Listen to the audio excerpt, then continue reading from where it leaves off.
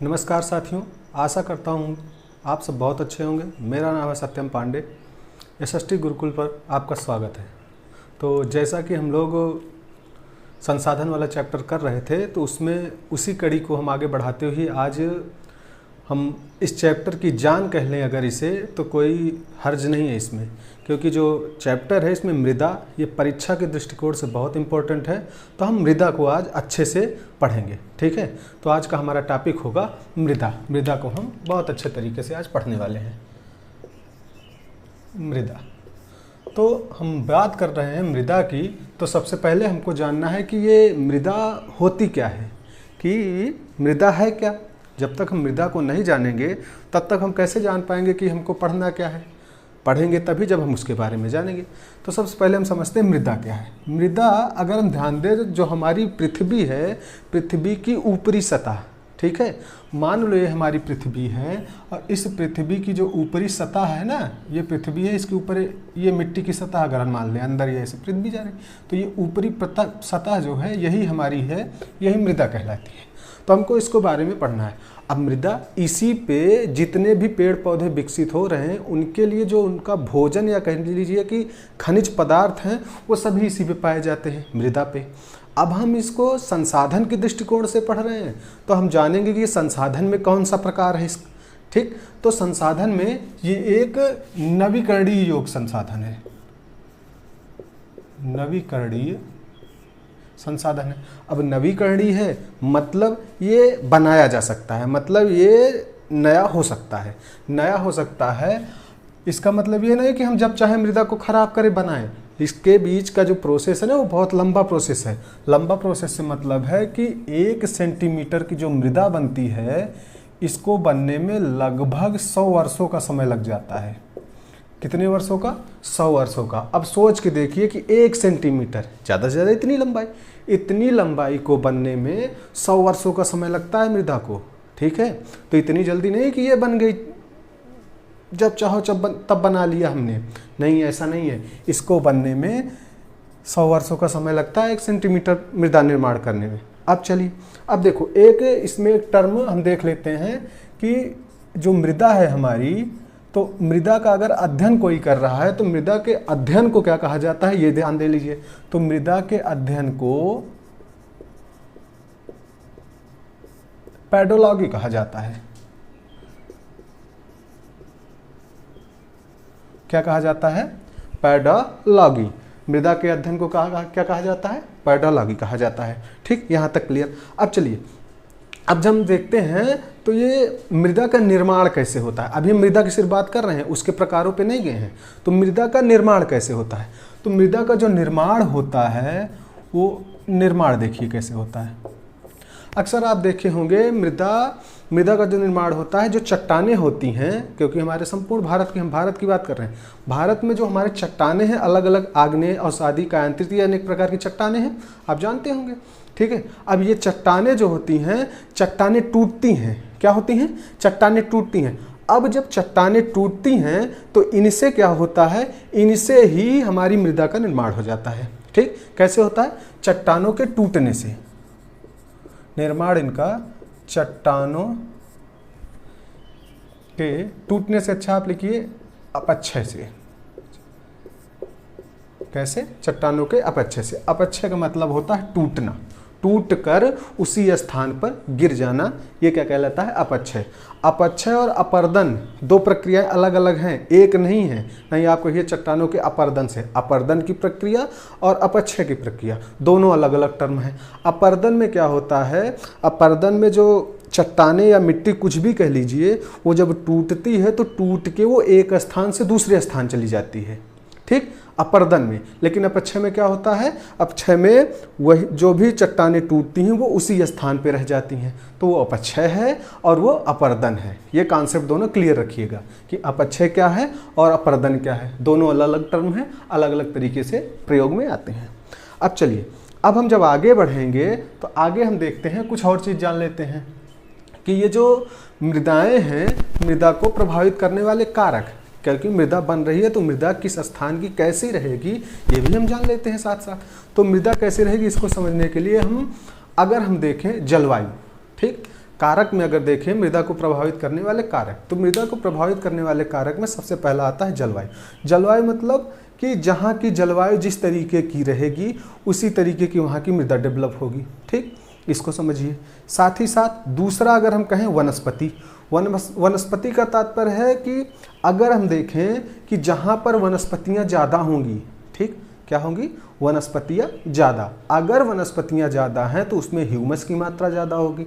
अब आप कहेंगे सर ह्यूमस क्या है, तो ह्यूमस का मतलब हुआ जो मृदा को उर्वरता प्रदान करता है। ठीक है, जब जैसे वनस्पति है, पेड़ पौधे हैं, उनकी पत्तियां गिरती हैं, पत्तियां गिरेंगे तो वहीं पे वो सड़ती हैं, गलती हैं और वो उर्वरक का निर्माण करती हैं, वही ह्यूमस है। ह्यूमस का मतलब या कह लीजिए पेड़ पौधे की जो सड़ी गली पत्तियां होती हैं, साथ ही साथ छोटे छोटे उसमें जीव होते हैं। ठीक है, छोटे छोटे कीड़े मकोड़े, वही वो ह्यूमस के अंतर्गत आ जाते हैं। ठीक है, अब देखो, अब जब वहाँ पत्तियाँ गिरेंगी तो क्या होगा, वहाँ की मिट्टी उपजाऊ हो जाएगी। ठीक है, क्या होगी, उपजाऊ होगी। अगर वनस्पति है, ठीक, अगर वनस्पति है तो वहाँ की मृदा उपजाऊ होगी। वनस्पति की कमी है तो वहाँ की मृदा अनुपजाऊ हो जाएगी। अगर वनस्पति ज़्यादा है, किसी स्थान पर वनस्पति ज़्यादा है तो वहाँ पर वर्षा अधिक होगी। वर्षा अधिक होगी तो भूमि क्या होगी, बंजर नहीं होगी, मतलब वहाँ की मृदा उपजाऊ होगी। ठीक है, तो बाढ़ कम आएगी अगर वनस्पति वहाँ पे है। तो ये वनस्पति भी हो गई, इसका प्रभावित करने वाले कारकों में हमारा वनस्पति भी हो गया। ठीक, अब आगे बढ़ते हैं भाई। अब सबसे ज़्यादा इंपॉर्टेंट है, अभी हमने परिभाषा में ये समझा है कि ये चट्टानों से, इसका निर्माण चट्टानों से होता है। मतलब अगर जनक शैल जो इसकी मातृ शैल होती है, जिस प्रकार की शैल होगी, मतलब जो चट्टानें होंगी जिस प्रकार की, उसी प्रकार की मृदा का निर्माण होगा। ठीक है, आग्नेय चट्टानें हैं तो अलग तरीके से मृदा निर्माण करेगी, अवसादी चट्टानें हैं तो अलग तरीके का आपकी मृदा निर्माण होगा, अगर कायांतरित है तो अलग तरीके का होगा। तो जो इसकी चट्टानें होती हैं वो भी इस पर निर्भर करती हैं। ठीक है, तो ये प्रभावित करने वाले कुछ कारक हैं, इनको जानते रहिए अच्छे से। अब हम देखते हैं जो भारत के अंतर्गत जो ये मृदा है तो इसका सर्वेक्षण कौन करता है। ठीक है, सर्वेक्षण का मतलब है कि इसको मृदा को अलग अलग, आप नाम सुने होंगे, जलोढ़ मृदा, काली मृदा, लाल मृदा, लेटेराइट मिट्टी, ये सब सुने होंगे। तो इसको बांटा किसने, हमको इसको समझना है। तो इसको बांटने में जो अहम योगदान दिया वो है हमारा ICAR। आपने नाम सुना होगा, नहीं सुना है तो आप नोट्स बनाते चलेंगे साथ साथ में, जो ICAR है। ठीक, अब इसका मतलब क्या हुआ, ये है, इसका फुल फॉर्म होता है Indian council of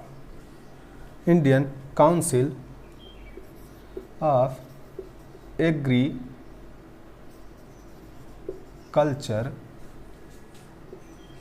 and research.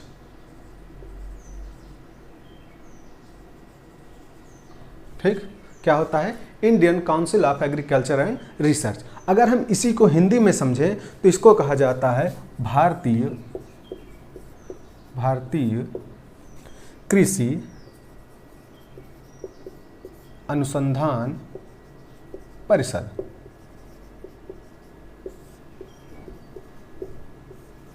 भारतीय कृषि अनुसंधान परिषद। अब ये ICAR क्या है, सबसे पहले अगर हम इसको जान रहे हैं तो थोड़ा इसके बारे में और जान लेते हैं। इसके और बारे में क्या है कि इसकी स्थापना कब हुई, इसका मुख्यालय कहाँ है। तो इसकी स्थापना जो हुई थी वो हुई थी 16 जुलाई 1929 में। कब हुई थी, 16 जुलाई 1929 में इसकी स्थापना की गई थी। और इसका मुख्यालय कहाँ है, तो आप जब बात करेंगे इसके मुख्यालय की तो इसका मुख्यालय नई दिल्ली में है। कहाँ है, नई दिल्ली, जो हमारी राजधानी है। इसका मुख्यालय कहाँ है, नई दिल्ली में। अब जो ये ICAR है, इसने भारतीय मृदा को मुख्यतः 8 भागों में बांटा। कितने भागों में, 8 भागों में। तो भारतीय मृदा को इसने 8 भागों में बांटा।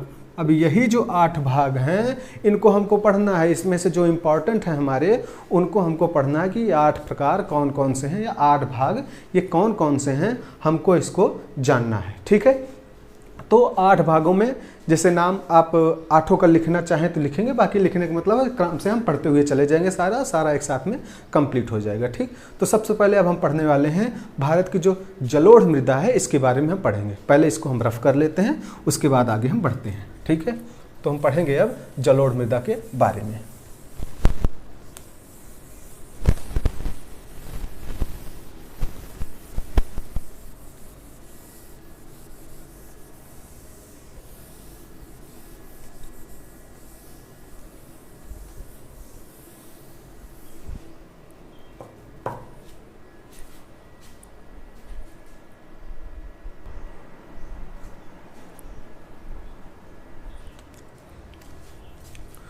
तो अब हम आगे बढ़ेंगे और हम जानेंगे कि जलोढ़ मृदा क्या है, इसके बारे में अच्छे से पढ़ेंगे। तो हम जानते हैं जलोढ़ मृदा को पढ़ने वाले हैं। तो हमारा पहली मृदा हमारी आ गई जलोढ़ मृदा।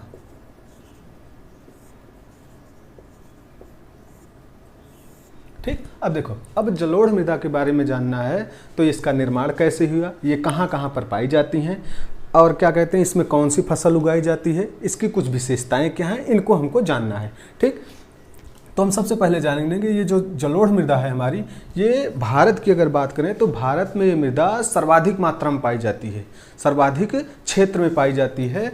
जो 43% क्षेत्र है हमारा भारत के अंतर्गत, उसके 43% क्षेत्र में ये पाई जाती है। मतलब ये जलोढ़ मृदा भारत में सर्वाधिक पाए जाने वाली मृदा है। ठीक, दूसरा, अब इसको हम समझें तो ये सबसे उपजाऊ मृदा है। कैसी है? सबसे उपजाऊ मृदा है। जो भी मृदाएं हमारे यहाँ पाई जाती हैं उसमें से सर्वाधिक उपजाऊ मृदा कौन सी हमारी? यही है। ठीक, अब देखो इसके नामों में अगर देखें तो इसे काप या कछारी मृदा कहा जाता है। इसे काप या कछारी मृदा, इसके अन्य नामों में इसका नाम काप या कछारी मृदा भी इसको कहा जाता है। ठीक, अब हमने कहा कि ये सबसे ज़्यादा उपजाऊ है। ठीक, उपजाऊ होने का कारण क्या है? ठीक है, इसका उपजाऊ होने का कारण क्या है? अब इस उपजाऊ का कारण अगर हम देखें तो कारण में हम देखें सबसे पहले कि इसका निर्माण कैसे हो रहा है। अगर हम इसके निर्माण को समझ लेंगे तो हम जान लेंगे कि ये उपजाऊ कैसे है, उसी में समाहित है। ठीक है, तो निर्माण, इसका निर्माण जो होता है वो नदियों द्वारा लाए गए अवसादों से होता है। क्योंकि नदियाँ जब बहती हैं तो नदियाँ अपने साथ छोटे छोटे कंकड़, बालू के पत्थर, मिट्टियाँ क्या कहती हैं लेके चलती हैं। ठीक है, नदी चैप्टर आपने पढ़ा होगा पिछली कक्षा में ही, 9th में ही आपने पढ़ा होगा कि जो नदियाँ होती हैं मुख्यतः विशेष तौर पर जो हिमालयी नदियाँ हैं, हिमालयी नदियाँ क्या करती हैं, वो अपने साथ गाद, बालू, एकड़, मिट्टी, जिसको आप अवसाद कहते हैं, अवसाद लेकर बहती हैं। ठीक है, तो वही कॉन्सेप्ट यहाँ लगने वाला है, याद करिएगा क्लास को। ठीक है, तो अब क्या है, इसका निर्माण क्या होता है? नदियों द्वारा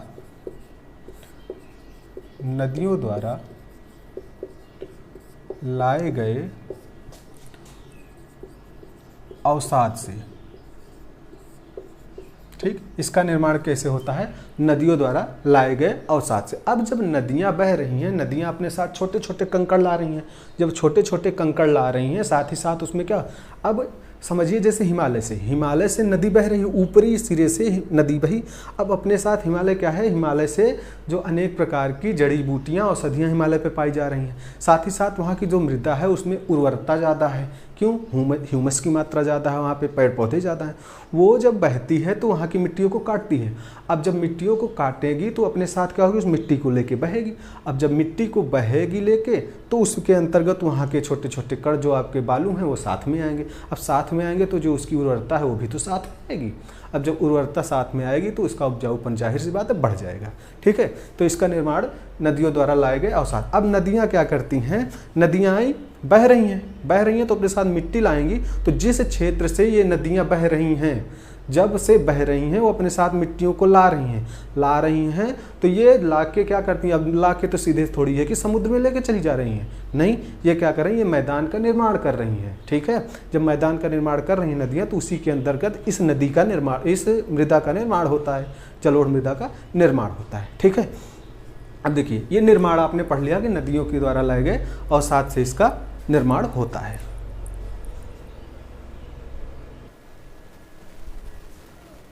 और अगर हम देखें इसमें जो मृदा है, इस मृदा में आपको क्या कहते हैं, पोटास, फास्फोरस और चूना। क्या? पोटास, फास्फोरस और चूना, 3 तत्व ध्यान देंगे। क्या? पोटास, फास्फोरस और चूना। ठीक है, ये जो होते हैं ये प्रचुर मात्रा में पाए जाते हैं। मतलब प्रचुर का मतलब हुआ अधिक मात्रा में।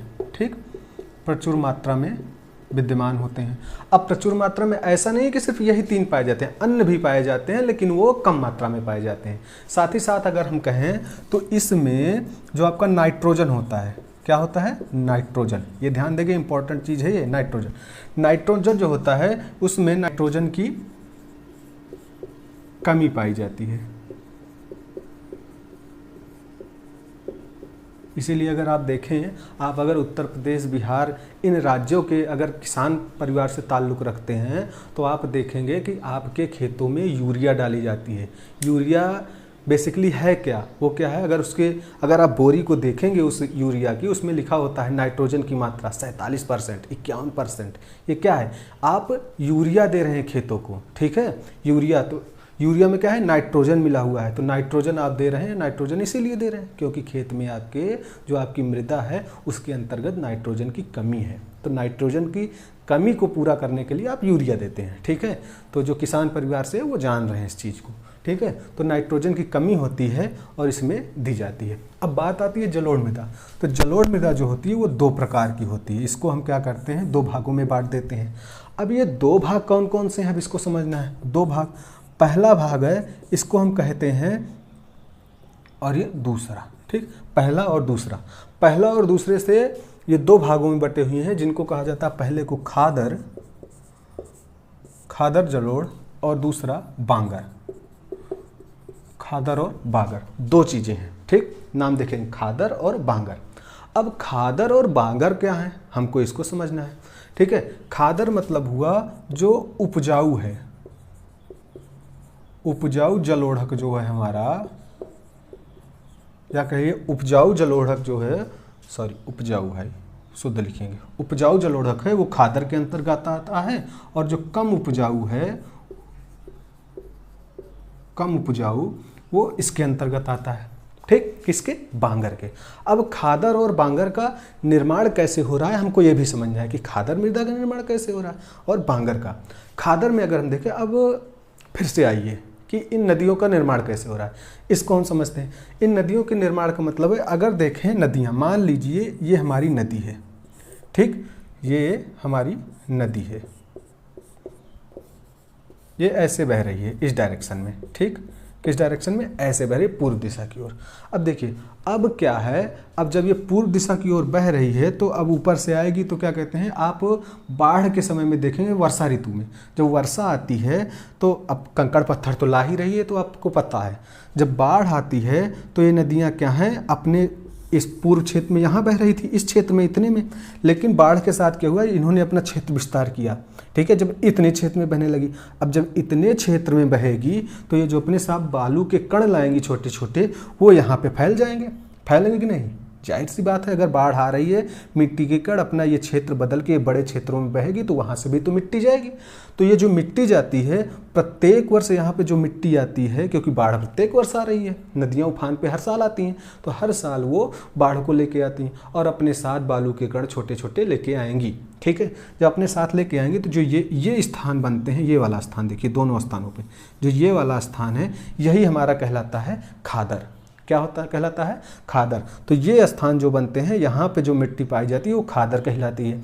अब बात आती है कि बांगर किसे कहेंगे, तो बांगर की जब भी बात होगी तो बांगर में, अब सोचिए, बरसात आई, हो सकता है भविष्य में कभी अन्य क्षेत्रों में, ये वाला मान लीजिए ये इतनी नदी है आपकी, और यहाँ पे नदी, यहाँ तक का क्षेत्र खादर हो गया। अब यहाँ वाला क्षेत्र अगर हम देखें दोनों दिशाओं में, तो हो सकता है भविष्य में, भविष्य कहना तो अच्छा नहीं है, जो भूतकाल में हो सकता है कभी यहाँ पर ये नदी उफान पे आई हो, यहाँ पर मिट्टी पहुँची हो। ठीक है, तो जो यहाँ पहुँची होगी, तो यहाँ पे जो मिट्टी भूतकाल में पहुँची होगी, इसी को कहा जाता है बांगर मिट्टी। ठीक है, क्या कहा जाता है? बांगर। अब खादर आपने समझा, बांगर समझा। खादर मिट्टी ज़्यादा उपजाऊ होती है क्योंकि ये प्रत्येक वर्ष नई होती रहती है, और बांगर मिट्टी क्या होती है, वो प्रत्येक वर्ष नई नहीं होती है, इसलिए इसकी उपजाऊपन क्या होता है, कम होता है। ठीक है, तो आपने खादर समझा, बांगर समझा। ठीक है, अब हम इसको देखते हैं, अब इसमें समझते हैं कि ये कहाँ कहाँ पाई जाती है। ठीक, कहाँ कहाँ पाई जाती, कहाँ कहाँ पाई जाने से समझने से मतलब है, सबसे पहले अगर हम देखें तो एक पहले इसको रफ कर लेते हैं, फिर हम समझते हैं अच्छे से कि ये कहाँ कहाँ पाई जाती है और ये इसमें कौन सी फसल को उगाया जाता है। ठीक है, तो इसको पहले हम रफ करेंगे।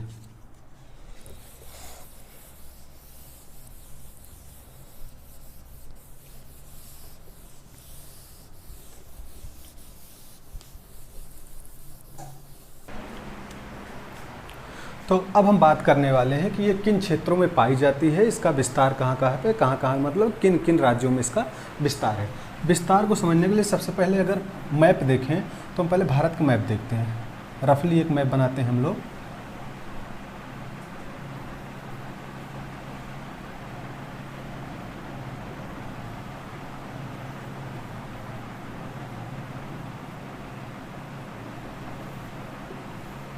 ये क्या है, ये आपका भारत का मैप है। ठीक है, अब भारत का मैप इतना आपको पता होना चाहिए। आप बोर्ड लिखने जा रहे हैं तो भारत में कौन सा राज्य कहाँ पर स्थित है, आपको जानकारी पूरी होनी चाहिए। उनके शहर, उनकी राजधानी कहाँ कहाँ पर स्थित है, ये आपको पता होना चाहिए।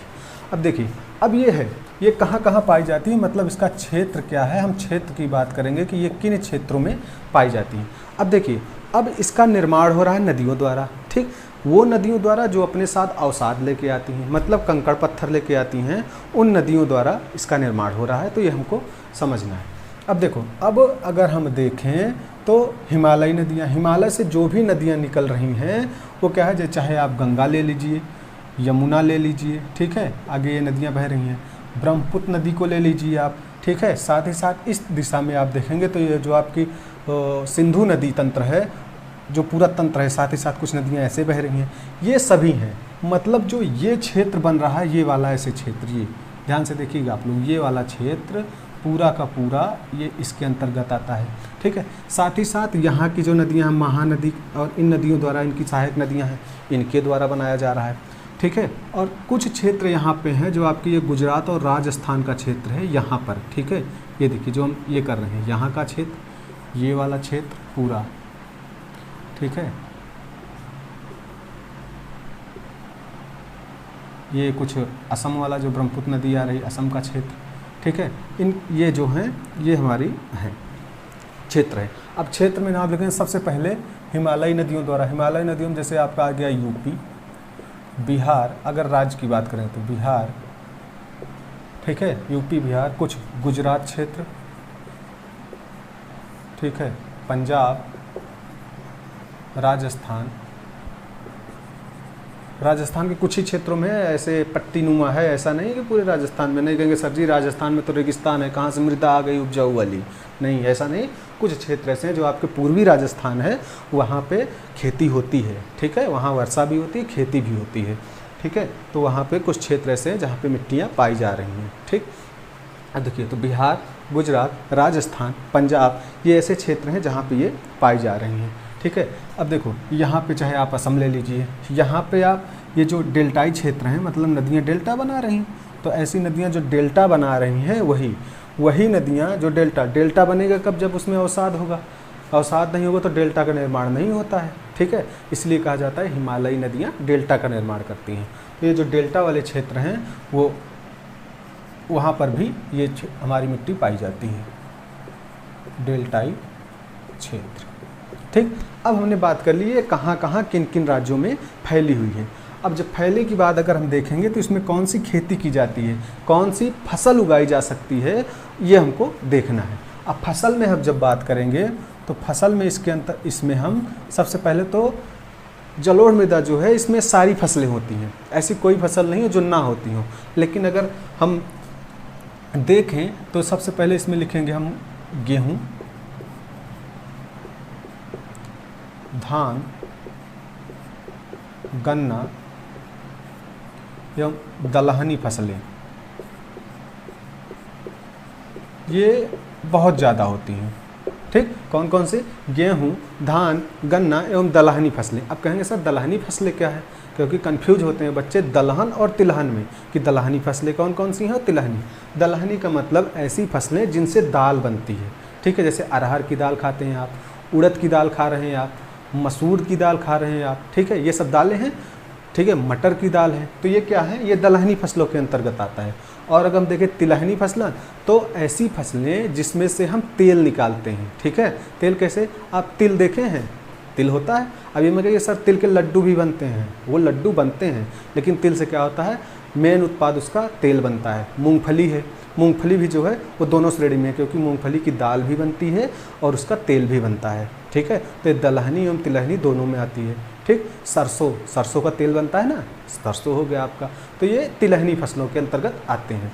तो ये हमने बात की किसकी? जलोढ़ मृदा की। अगर एक बार हम देखें कि जलोढ़ मृदा कैसे कैसे है, एक ब्रीफ अध्ययन करें। तो जलोढ़ मृदा क्या है? इसका निर्माण कहाँ हो रहा है? हिमालयी नदियों द्वारा हो रहा है।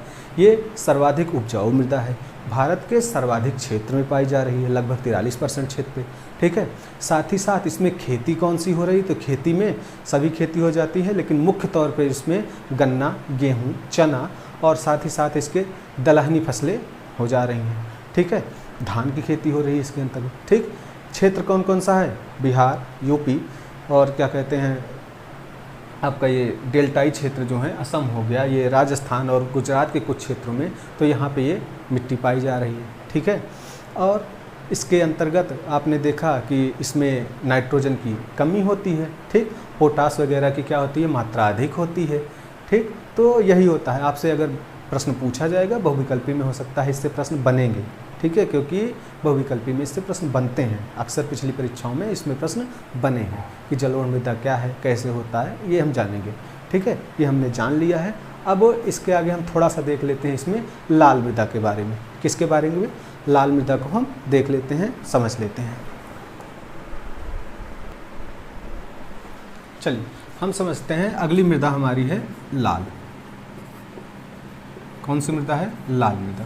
तो लाल मृदा क्या है? सबसे पहले लाल मृदा या इसी को कहा जाता है पीली मृदा। ठीक, दोनों नाम है, लाल मृदा, पीली मृदा। ये अलग अलग नहीं है, चाहे आप अलग करना चाहेंगे तो अलग कर लेंगे या साथ रखना चाहेंगे, वैसे अलग अलग नहीं है। यही पीली मृदा, यही लाल मृदा समय के अंतराल में पीली मृदा में बदल जाती है। ठीक, अब देखो लाल मृदा, सबसे पहले अगर इसको हम लाल मृदा कह रहे हैं तो लाल क्यों कह रहे हैं? तो लाल इसलिए कह रहे हैं क्योंकि ये फेरस कह लीजिए भाई, फेरस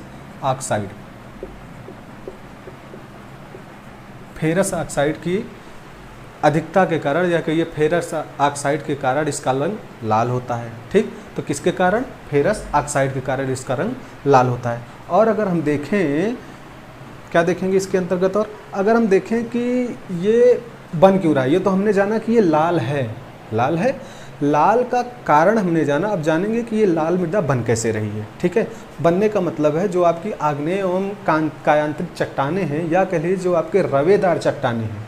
ठीक है, ये जो इन्हीं के द्वारा, इन्हीं के टूटने से इस मृदा का निर्माण होता है। ठीक है, किसके द्वारा? जो आपकी कायांतरित रवेदार चट्टानें पाई जाती हैं, रवेदार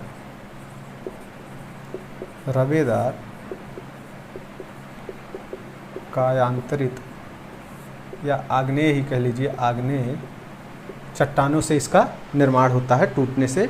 ठीक है, अब इसके बाद हम देखते हैं लाल ऑक्साइड के कारण, तो ये फेरस ऑक्साइड के कारण इसका रंग लाल होता है। अब इसी के अंतर्गत आता है कि अब देखो हमने अभी बात की थी कि ये पीली मृदा बन जा रही है। अब ये कैसे बन जा रही है ये समझते हैं। पीली मृदा बनने का मुख्यतः कारण है कि इसमें जब मृदा में वर्षा होती है, इस मृदा में जब ज़्यादा वर्षा होती है, क्या होती है? ज़्यादा वर्षा। जब ज़्यादा वर्षा होगी तो इसके कारण ये लाल मृदा पीली मृदा में बदल जाती है। कब बदलेगी? जब वर्षा ज़्यादा होगी तो लाल मृदा ही क्या होती है? वो पीली मृदा में बदल जाती है। फिर जब वर्षा की कमी होती है तो ये क्या होता है? पुनः लाल में आ जाती है। ऐसा नहीं है कि ये रहती है। तो इसीलिए मैंने कहा ना कि लाल और पीली मृदा दोनों समान हैं, क्योंकि जब इसमें वर्षा की अधिकता होती है तो ये लाल मृदा क्या होती है? ये पीली मृदा में आपकी परिवर्तित हो जाती है। ठीक, अब इसको देखते हैं कि ये कहाँ कहाँ पाई जा रही हैं। ठीक, और साथ ही साथ हम देखते हैं कि इसमें जो सिलिका होता है, क्या? सिलिका। सिलिका एक तत्व है, इसको आप जानेंगे, पदार्थ है सिलिका। सिलिका और आयरन, ठीक है, क्या? आयरन। सिलिका और आयरन की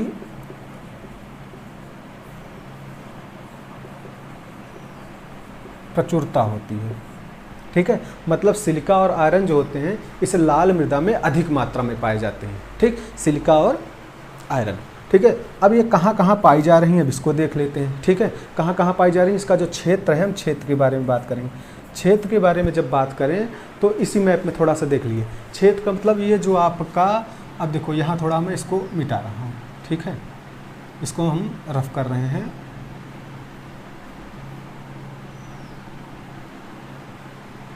चलिए, अब ये लगभग आपको दिख रहा है मैप, ठीक है। क्या है, कहाँ पे है, आप समझ रहे होंगे। ये लगभग मैप दिख रहा है, इसको भी कर दीजिए भाई। जो ये वाले क्षेत्र हैं, ये वाला क्षेत्र क्या, जो आपका प्रायद्वीपीय भारत है, इस क्षेत्र के अंतर्गत जो मृदा पाई जाती हैं, ये वाला क्षेत्र में, इसमें पूरे में आपकी लाल मृदा है। साथ ही साथ यहाँ की जो मृदाएँ हैं यहाँ, ठीक है, यहाँ के कुछ क्षेत्र जो आपके हैं इधर का मतलब जो आपका ये पूर्वोत्तर भारत है, यहाँ पे ये मृदाएं पाई जा रही हैं, ठीक। तो अब अगर राज्य की बात करेंगे कि ये राज्य कौन कौन से हैं, तो राज्य में सबसे पहले आप लिखिए उड़ीसा, ठीक, क्या? उड़ीसा, ठीक। आंध्र प्रदेश, आंध्र प्रदेश हो गया आपका। उसके बाद आप लिखिए केरल, ये वाला क्षेत्र, ठीक। ये कौन सा क्षेत्र है? केरल, ठीक। कर्नाटक, यहाँ तमिलनाडु,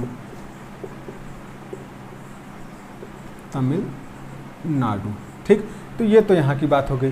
कौन कौन से? उड़ीसा, आंध्र प्रदेश, केरल, कर्नाटक, तमिलनाडु, छत्तीसगढ़, ये वाला क्षेत्र, छत्तीसगढ़, ठीक। छत्तीसगढ़। और ये आपका जो ये पूर्वोत्तर भारत है, सीधे लिख लीजिए पूर्वोत्तर